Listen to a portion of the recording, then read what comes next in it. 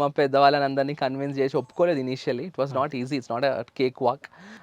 And ఇంకా ఈ social మీడియాలో తెలియనిది ఏముందండి, నరంనేల్ నాలుక అని చెప్పి రకరకాలుగా మాట్లాడుతూ ఉంటారు.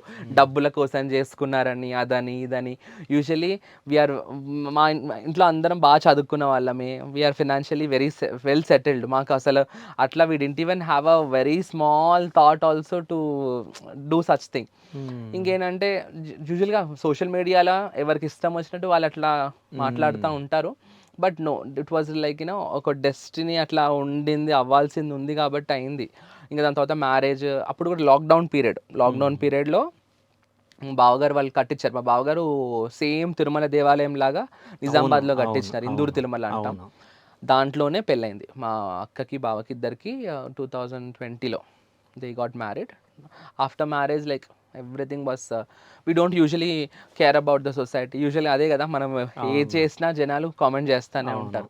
కాబట్టి యూజువల్గా ఏదైనా వీడియోస్ పెట్టినా అదైనా ఇదైనా యూజువల్లీ వైరల్ అవుతాయి. బికాస్ యాజ్ సెలబ్రిటీస్ కాబట్టి వాళ్ళు ఏదో చిన్నగా ఈ ఫోన్ తీసి ఇక్కడ పక్కకు పెట్టినా కూడా వాళ్ళు అట్లా ఫోన్ అట్లా పెట్టినారు అని చెప్పి ఒక వీడియో చేస్తారు. కాబట్టి దాంట్లో మళ్ళీ కిందంతా గ్రూప్ ఉంటుంది. మా బావగారు ఒకటే చెప్పారు ఒకసారి, ఇట్లానే డిస్కషన్స్ వస్తున్నప్పుడు బాగా ఇట్లా నెగిటివ్ కామెంట్స్ వస్తాయి కదా అంటే, ఆయన ఏదో స్టాటిస్టిక్స్ ఇట్లా వీళ్ళతో కూర్చొని చూస్తే మన ఈ తెలంగాణ ఆంధ్రప్రదేశ్లో కలిపి ఎంతో కోట్ల మంది జనాలు ఉంటే ఇలా నెగటివ్ కామెంట్స్ పెట్టేవాళ్ళు జస్ట్ ఒక 1%కి కూడా తక్కువలో ఉన్నారంట సమ్వేర్.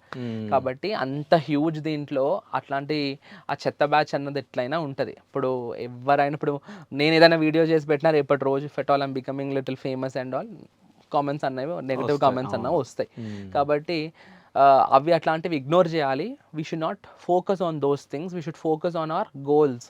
మన చుట్టూతా ఉండేటువంటి మనుషులు మన గురించి ఏం మాట్లాడుతున్నారో మనం పట్టించుకున్నంతసేపు మనం ముందరికి వెళ్ళలేం. So we have to be deaf అని అంటారు తను. ఎప్పుడైనా అట్లా మనం ఆ లైఫ్లో అలా ఉంటే మనం ముందరికి వెళ్ళగలుగుతాం.